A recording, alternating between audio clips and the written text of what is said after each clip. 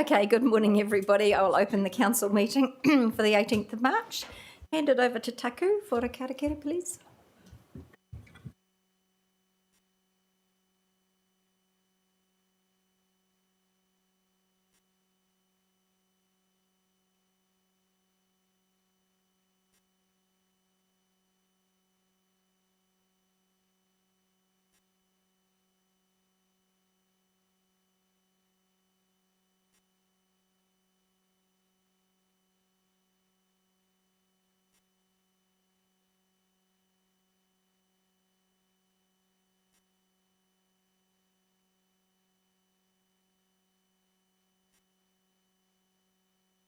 Thank you. I've got no apologies. Is there any request for leaves of absences? No. I've got no public forum this morning, no conflict of interest declarations, no extraordinary business. So we'll go to confirmation of minutes on the 18th of February. Could I have a seconder for that, please? Thank you, Councillor Duncan. Any issues for anybody? All those in favour? All those against? Carried. Report from myself. It's pretty short this month. Obviously, the end of last month, I went to the Australian High Commission and met the cricketers, which turned out not that successful for them. So anyway, they were lovely people. We've had the pop-up business school, which was a huge success. We had the opening of the CAB Outreach Clinic in Cunnins Creek yesterday, and that was good. That's going to be open 2 afternoons a week. I had my first mural clinic at Takapawahia last week, and once again, that was really well attended after you left, Jeff, sorry. And then last night we had the Willie Awards, which was wonderful, and Michael Baker was the overall winner. So that was a really successful night and great to have another awards season. So that's about all from me. Taku, any report from you this month? No? Okay. We'll move to our first committee recommendations, 10.1. Hand it over to Councillor Leggett. Thank you, Mayor. I'd like to move that Council accepts the recommendations of the Te Puna Kōrero meeting of the 4th of March, specifically being proposed stormwater bylaw, the hearings and deliberations, and also the proposed district plan, notifying the summary of submissions. Thank you. Do we have a seconder? Councillor Ford. Any issues? Okay. All those in favour? All those against? Carried. We move to 11.1, the submission on the Wellington Regional Public Transport 2021 to 31. You all had that actually early to read, but I'll bring the officers up. So I'll move it to put on the table, seconded by Councillor Trillin. Would you like to make any comment? No comment? No?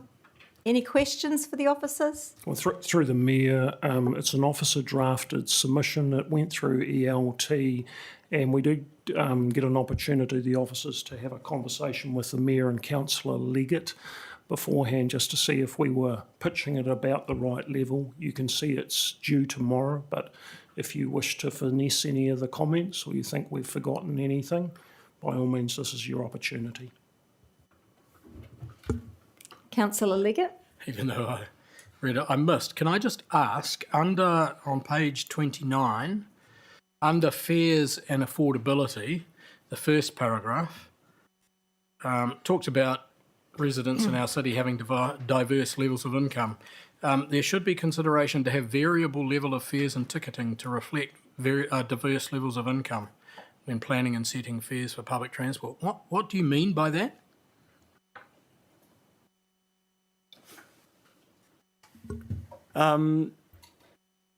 Just to identify through the chair, apologies, to identify some areas that have variable levels of income and just make sure that public transport is affordable for all areas. That answers your question. Okay, I've got Councillor Hayward next. Thank you, Your Worship. My question's in regards to point 6 of the proposed submission.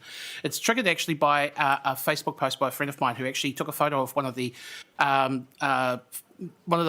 buses in the fleet that was being decommissioned, no longer going to be part of the fleet. It looks as though it's going straight to scrap.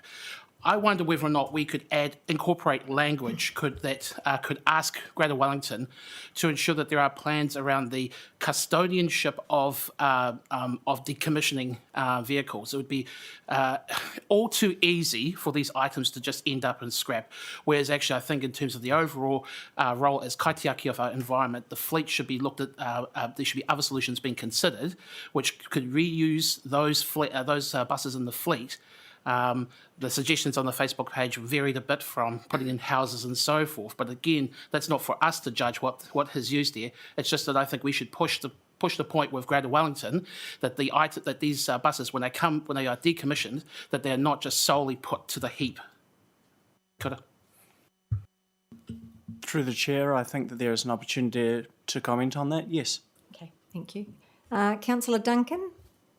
Yeah, thank you, Mayor. Mine's on page 29. It's the decarbonising of the public transport fleet. We're saying in our submission, we request that the funding for the cost of transitioning to electric buses is not at the expense of funding increased bus services. I'm not sure that's a sensible move on our part. I think getting rid of all those diesel buses would be a hell of a lot more advantageous than encouraging more people to drive their cars. We've noted that, and it's one comment, sorry. Councillor Trillin? No suggestions or requests for changes. There's just a few things I wanted to draw attention to that I'm particularly happy that we're focusing on, particularly around the fares and affordability. I think it's an important focus in the decarbonisation of the public transport fleet. And in particular, the thing that I was really looking for as well was around access to public transport, and particularly people being able to access the trains. Whether that be through park and ride processes or better connections through buses. So I think it looks like we've covered off all those things. I just wanted to acknowledge and thank you for that. Thank you. Anybody else? Councillor Leggett? Councillor Morrell? Thank you. Just wanted to make a comment that's come up at a recent Residents Association meeting around the park and ride with the parking, particularly around Parramatta and Plimerton, and obviously if they introduce a charge or start to introduce charges for parking, I think it's going to be there's going to be some consequences of that. Currently, I understand the fare arrangement is that there's the fare arrangement you have in segments, and it stops at Parramatta, and yet so people drive to Parramatta to park their car and they live in other parts of Plimerton to get the cheaper fares. So I think we've got to be a little bit mindful of that, and to try and, I mean, there is always going to be parking required, and there is demands right now. I think the Parramatta one is full, and they're all over the place there. So just a comment really is to try and make the funding or the network or the pricing fit the sort of parking that's available at the stations. I don't quite know what the right formula is, but that segment or zoning does cause us a number of problems. Thank you. And we are pushing for parking at Plimerton Railway Station. I see that. And is there any? I mean, there is talk about where the old Yes, mixed lab site. yeah that Car site. park. Yeah. It's still ongoing discussion with them. Yes. Okay. Thank you. Anybody else? Okay. I'll put the motion. All those in favour? All those against? Carried. Now we're going to move into public excluded. Sorry, Katerina, it's a short meeting this morning. Thank you for coming. So I'll move we go into public excluded. Thank you, Councillor Ford. All those in favour? All those against? Carried. Yeah.